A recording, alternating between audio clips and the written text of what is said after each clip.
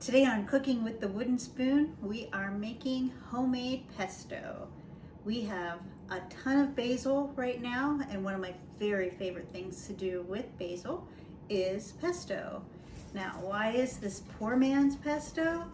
It's because most people make pesto with pine nuts, and those are way too expensive for me. So I have always used walnuts, which are a lot cheaper. I have wondered, my family has always had pesto with walnuts. I have wondered what they would think if I switched out pine nuts one of these days and see if they could tell. I bet my Noah could tell, but I don't know about the rest. So we are going to go ahead and get started. First, we're going to put our basil in a food processor.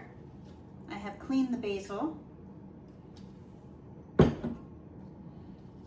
Then we are going to have 1 cup of walnuts. It doesn't matter if they are shelled. Well, it does matter if they are shelled. It doesn't matter if they are half or chopped. Any walnuts will work. We also are going to need 3 cloves of garlic. I don't typically mince them. I'll just loose chop them. That's actually not even necessary, but I guess it just makes me feel better to have them have a start with their chop. And then we are going to do about 3 ounces of Parmesan cheese. I typically buy the cheese in a block. I just buy this from Aldi. You could have Parmesan cheese that's pre-shredded. My beau is right here, very interested in my Parmesan cheese.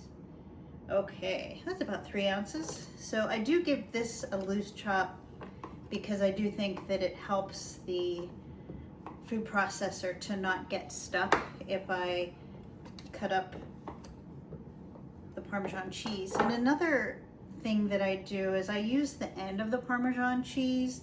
It has a little bit of a rind on there, and that won't matter. So anyway, put in some Parmesan cheese, and then what I like to do is start out with less salt and then taste it, and then if I need more salt, I will put more salt in.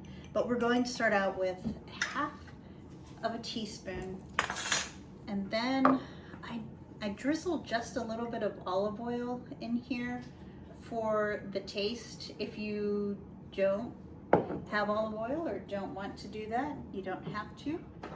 So it's going to be noisy for a second, but we are going to blend this. Okay, so here's what our blended pesto looks like. I like when the pesto is more smooth. So I'm actually going to add a little bit of water to mine just to get it to be a little more of the consistency that I like. So here we go. Okay, I am scraping the sides of my food processor just so we make sure that we get all of the basil and all of the other ingredients. And we're gonna do a little bit more pulsating. So I can tell that this needs just a little bit more water.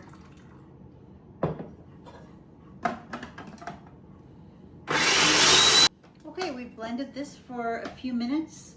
I think it's a pretty good consistency. I'm going to try it to see if we have enough salt. I think we do. I think it's perfect. So you could use this pesto to make pesto pizza. You could do sandwiches and put pesto and turkey and cheese. You could just eat the pesto plain with crackers, which is what my family does. Our favorite thing to do, though, is to put pesto on pasta. It is just so good. But you could see it came together in a matter of minutes. It has very few ingredients. It's not that expensive if you use walnuts instead of pine nuts, and it is definitely delicious.